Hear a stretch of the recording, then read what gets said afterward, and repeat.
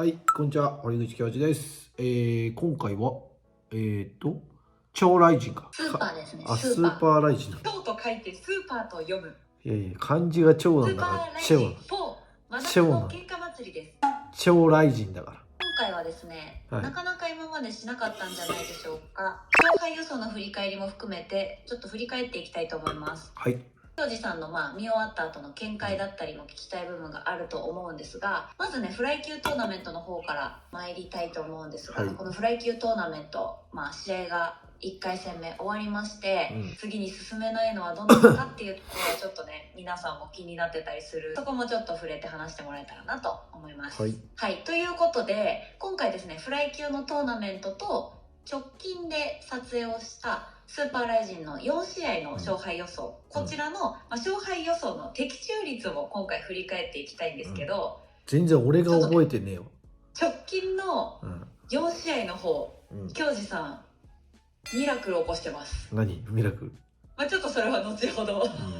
はい、それではまずフライ級トーナメントの第1試合目、元谷選手と広谷選手の試合、こちらはご覧になっていかがでしたでしょうか？そうだね、いつも通りの元谷さんで1ラウンド目ちょっと攻撃自分から仕掛けないから元谷さん大丈夫かとは思ったけど、だんだん手数も出てきて、すごく良かったよね。で広谷君もすごいね、上手くなってて、自分から攻められる、作れるようなね、組み立てられるような選手になってきたんで、でもまだ元谷さんの方がね、全然寝技とかにねこう触れるし、総合力で全然強いなとは思ったよね、やっぱ元谷さんが。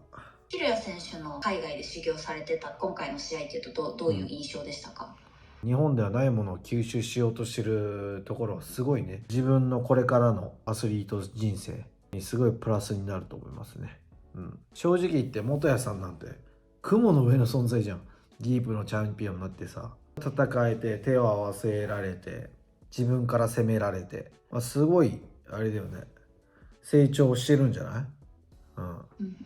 京二さんは元谷選手のセコンドについた時も、おちょっと大丈夫かみたいな毎回おっしゃってますけど、大丈夫かじゃない、攻めろだよ、攻めろ。今回もちょっと不安なところはありましたか？1ラウンド目は浮遊が出ててんでしょ浮遊してた、なんかリング上。浮遊って何ですか？なんかほうほうほうほうほうほうほうみたいな、あれでたまにさバチーン K を取るじゃんすごいよね。あと一番最後のバンバンバンバンバンってこうやり合いみたいな、殴り合いみたいなところ、どうでした？なんかいつもやんない元谷さんあれ、なんか最後の最後でいつもなんか来いよみたいな感じでなんか殴り合ったりしない？元谷さんって。教授さん的にはどうですか？セコンドだったとしたら。その前に行けとは思うなそこではいいんだけど、もっと先に行っとけっては思うありがとうございます。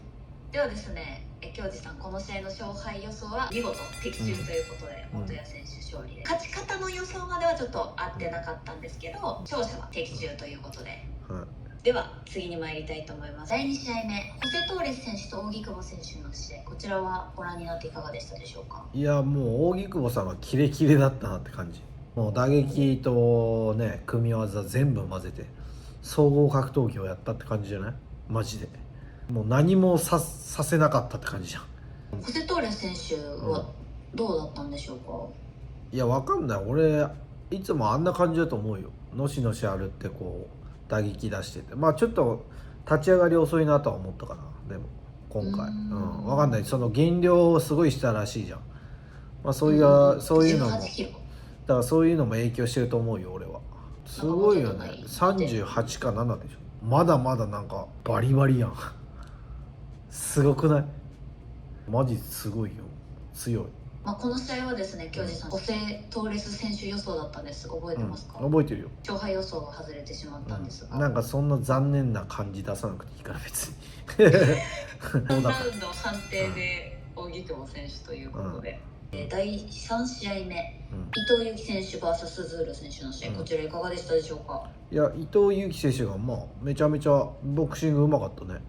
タックル切るのもうまかったし、全てに関して上だったんじゃないかなと思うな。ズールはその総合格闘家のその一発に対しては反応できるけど、打撃に対してね、その連発で来るそのボクシング的なパンチには全部反応できてなかったね。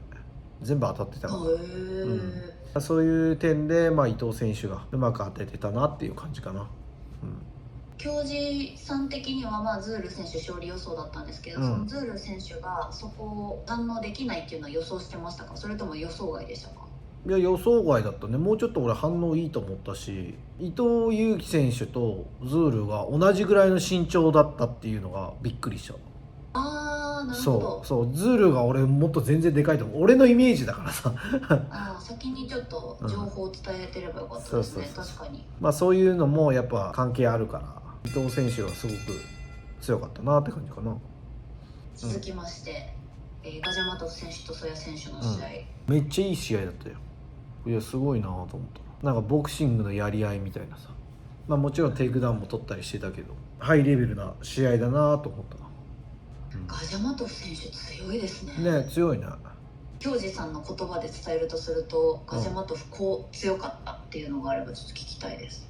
ずーっと自分の強いパンチを大振りでも何でもずっと打てる。やっぱそれって倒せるパンチをずっと打てるってことだから、強いよね。全体的に寝技もできるし、いい選手だなと思ったかな。でも俺は曽谷選手ね、入っちゃったけど、すごいいい戦いしてたなと思うけどね。すごい本当にいい試合ですよね。逆だった可能性も俺はあったなとは思うよ。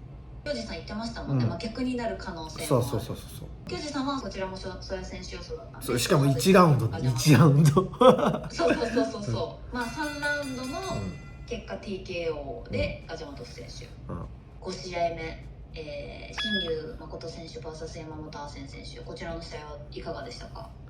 アーセン、会見の時のさ「レッツファッキンゴーってどこ行ったの?」っていう思っちゃったなそれは言える仲なんですね。いやっていうか、あんだけ気合入ってたのに、もうちょっと決まるにもしてもさ、もうちょっと粘るとかないのかなって思っちゃったな俺は。あの状況だとどういう感じだったんですか、その見た印象。入ったなあ、タップ早みたいな、そういう感じ。わかんないよ、本人じゃないから。でも俺はできたんだろうなとは思うけどな。新竜選手はいかがでしたか？あそこでちゃんと取れるってとこはすごいことだよね。その形に入った時に首取るかもなって思いましたか？俺はアーセンを寝技やってきてるから、もう分かってるんだろうな、そういうとこも入らないんだろうなと思ってさ、パスッと入っちゃったからすごい自信持ってたじゃん、寝技に関してね。ということでこちらの試合が1ラウンド2分55秒のフロントチョーク、新竜誠選手、こちらの勝敗予想は合っておりました。京次さんでも何ラウンドとかは合ってなかったよね。そこは合ってなかったんじゃないですかね。ということで京次さん総括しますと、フライ級トーナメントの的中率は5試合中2試合ということでございます。全然ダメやん。この5名の勝者の中から1名の方がリザーバーになってしまうということなんですけど、どうですか京次さん目線で。ガジャマドフじゃない。でも TKO してるのにですか？人気でいくのか、試合の内容だと思いますよ。むずっ。いやめちゃめちゃ難しいんですよ本当に、だって後半の2試合はフィニッシュしている。で前半の3試合の中のどなたかなんですかね。全員いいからね、もったいないなって感じだよね、誰か抜けんのは。本当に分かんないってことですね。だからロイでしたうんち行くって言いたいな。はい、では残りなんですが、後半の勝敗予想、先にちょっとミラクルの結果を発表していいですか？何ミラクルって。直近の動画で4試合勝敗予想していただきました。京次さん4試合中的中率、4試合です。すげえじゃん、100% ってことでしょ。ミラクルです。なんでミラクルって奇跡じゃねえんだよ試合の前までは京次さんはよく外すよねっていうそうなの？予想つってもすごい裏を書くじゃん。より逆張りしているみたいなコメントをいただいてましたけど、全部的中という、だってこれは逆張りしてないもん俺、普通に答えた。そうですね、もちろんその試合のどういう勝ち方をするっていうところまではなかなかちょっと難しかったんですけど、勝者は全員的中ということで、その中でも3試合ちょっと振り返っていただければと思うんですが、まず井上選手と福田選手のバンタム級タイトルマッチの試合、こちらをご覧になっていかがでしたでしょうか？全部距離で支配されたよね、井上選手に。福田選手が入っていこうとしても本当後半の何発かは届いたかなっていうぐらいで、まあ、それ以外はなんかジャブでコントロールされて距離で支配されたなって感じの試合だったかな。入れなかったなって感じかな、自分の、福田選手が、自分の距離に。なんていうの、俺もちっちゃいからさ、福田選手どうやって当てんだろうっていうのを見ちゃったけど、まあ井上選手もうまくね、このリーチを使ってこうね、うまく戦ってたなって感じかな。ありがとうございます、はい、それでは続きまして、ビトブル選手と野村選手の試合、こちらの試合いかがでしたか？まあそうだね、思ったほどそのピットブルもブンブン振り回してこなくて、野村選手のその多分行った後のカウンターとかにビビっててなかなか出ていけなかったんだよね。で野村選手が自分でやっぱ速いから伝統を図れて、それにもう全く反応できずに、まあなんかあっけなく終わっちゃったなって感じだよね。野村選手強かったですね。うまく自分の形にはめたって感じじゃない？俺はそう見えたな。結構お二人とも見合う時間が長かったっていうのは、まず野村選手がやっぱ空手上がりだからカウンターもうまいし、あとは速いし、まあそこをすごいだからピットブルは警戒してて、だから下手にいったらカウンターもらうな、でも行かないと負けるなっていう感じでこう葛藤してたんじゃない？最後にちょっとピットブル選手のもうこれいかんとダメだって思ってもう行った感じや。判定で野村選手が勝利。はい、はい、それでは最後の試合、クレベル選手と朝倉未来選手の試合、こちらまず試合の感想を教えてください。まあそうだね、うまく未来君が打撃当てて寝技取られても、まあ、コントロールされないように自分から立ったりとか、まあ、してたかなって感じ。なんか安牌な勝ち方にいったんじゃないかなとは思うかな。まあまあコントロールはしてたんじゃないかなと思うな。その試合の3ラウンド全部通してみた時に、判定ってなった時に京次さん的にはどういう予想でしたか？ね、一番雷神はダメージをね評価してるから、まあ、テイクダウン取ろうが何しようが、まあ、攻めてるっていうのはその次に多分判定評価になるんだけど、打撃を当ててたのは未来君だし、コントロールもそこまでできてないですぐ立たれちゃったりしてたから、まあ、トータル的に見たら未来君なのかなっていう感じ。寝技の展開の時にもう少しこうコントロールする場面っていうのが多く見られたりすると、テイクダウン取るのもまあアグレッシブさにはなると思うけど、しっかり決めにいってんだよって見せないと、まあ、難しいんじゃないかな。打撃の方がねダメージ取れてるっていう印象にはなっちゃうから、やっぱりクレベル選手ちょっと怒っちゃってましたね。仲いいと思いますけどどうですか？まあでも怒ったところで変わらないものは変わらないじゃん、正直言って。まあだから次につなげればいいんじゃないかなとは俺は思うけどね。なるほど、ありがとうございます。判定でしたっけこれ？予想これ判定じゃない？未来君の判定勝ちって。